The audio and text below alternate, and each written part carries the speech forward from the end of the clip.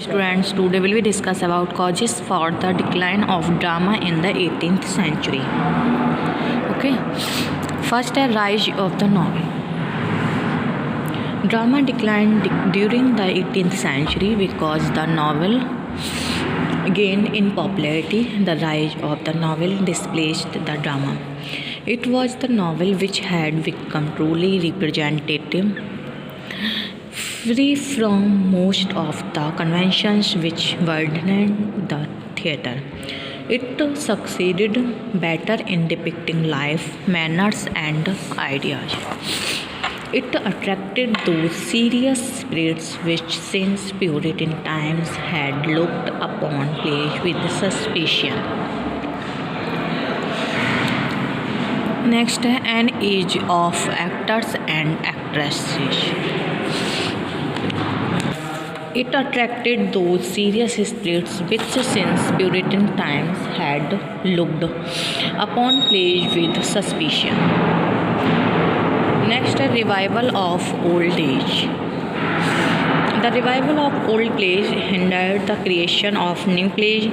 The play of Shakespeare's and Vivant and Fletcher were revived. The treatment which some of Shakespeare's plays now received on the stage is conclusive evidence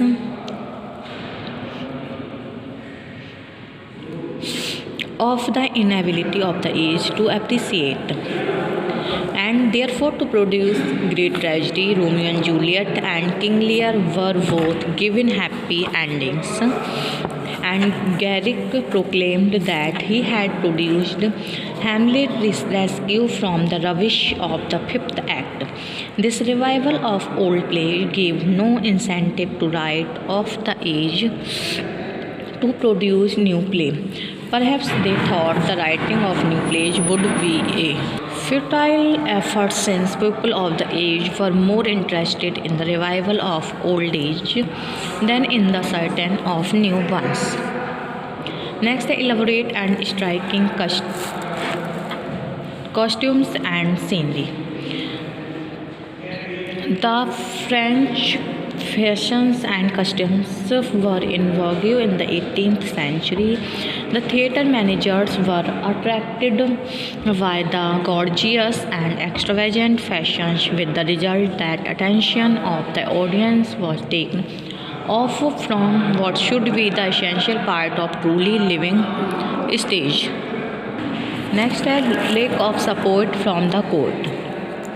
Drama declined during this age because it failed to receive the support of the king. William III was no patron of the theatre, nor was Queen Anne, nor were the first two Georges without the support of the king.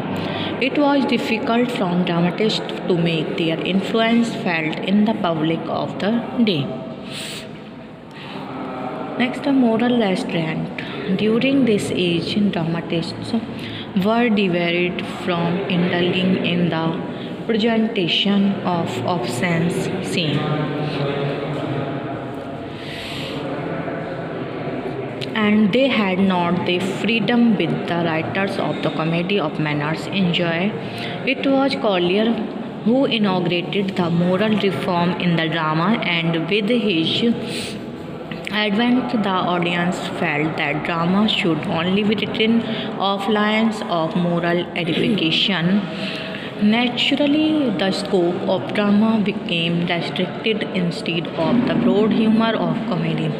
Writers of the preceding age sentiment began to have its way in the world of comedy. The comedies of this period, as a matter of fact, bordered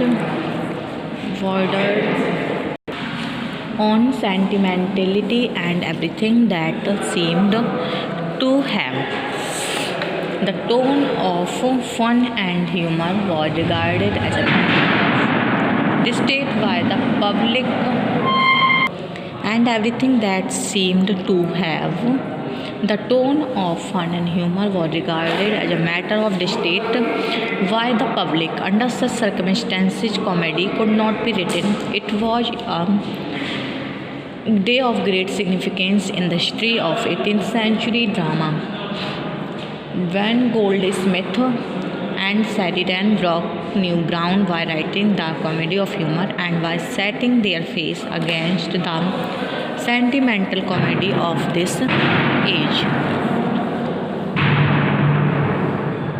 Next, a political restraint.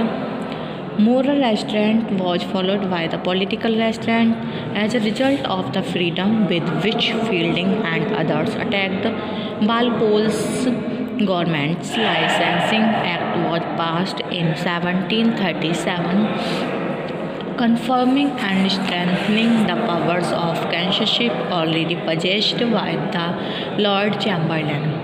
As a result of this licensing act, dramatists were restrained from writing plays in which there was the slightest reflection on the political figures of this age. That political tone which the former dramatists had given to their plays could not be allowed in the changed atmosphere with the licensing act.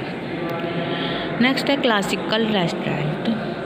Tragedy particularly suffered because of the classical spirit of 18th century. The dislike of the classical writers of and emotions and the common sense of the age of region favored a lifeless and at the highest a rhetorical kind of tragedy like Johnson's Iron. Full-blooded tragedies marked with emotional fervor could not be produced in the age because of the attitude of reason and rationality towards literary productions in the atmosphere of the classical age. High tragedies of deep emotions, passions, and were not possible.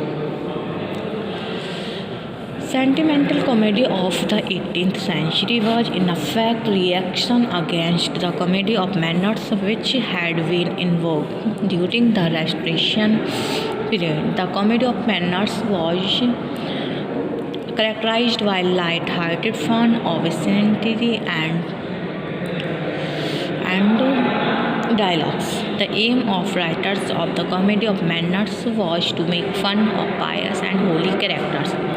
Middle class morality was ridiculed, and the writers of this school made attempts to bring virtue and virtuous characters under the withering scorn of their cynical attitude towards morality. Satire, ridicule, and fun predominated in this comedy.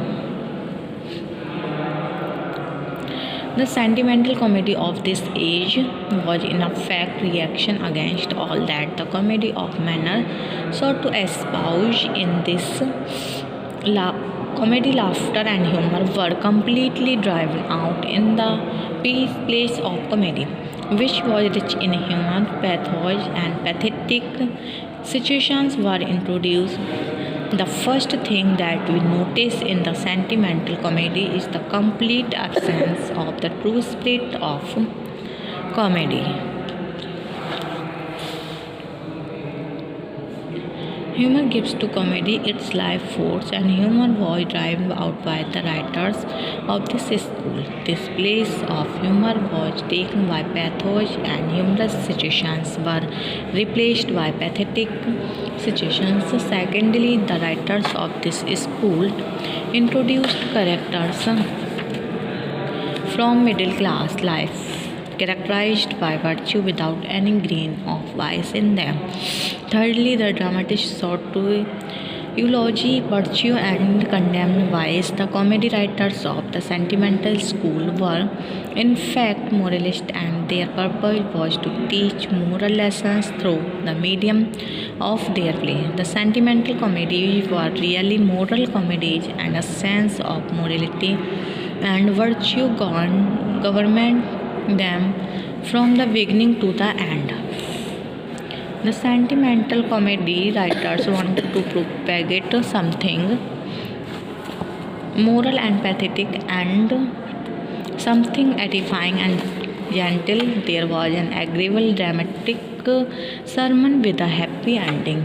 The dialogues were neither sermon with a happy ending, not sparkling like the dialogues of Congreve and Ethelred. The comedy intended at moral edification of the readers whose taste has been imitated by the writers of the Comedy of Manners.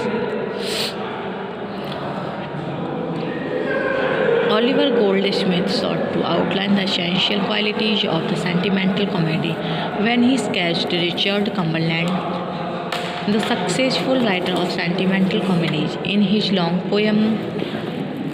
The qualities that Goldsmith finds in the works of Cumberland are in fact the qualities of the sentimental comedy. The picture of Cumberland presented by Goldsmith in quoted in full to show what type of comedy is Cumberland, the main leader of the sentimental school of comedy. To sum up, this spurious species of drama called the sentimental comedy remained popular for nearly half a century. It drove out genuine comedy from the English stage. It provided moral lectures and sentimental platitudes in place of real entertainment. It awakened tears instead of laughter. It appealed to the emotions and pity and sympathy and lacked humor or wit. It was serious from beginning to end and was entirely removed from the realities of life. It was replete with improbable and unnatural situations, avoided all that were low and vulgar.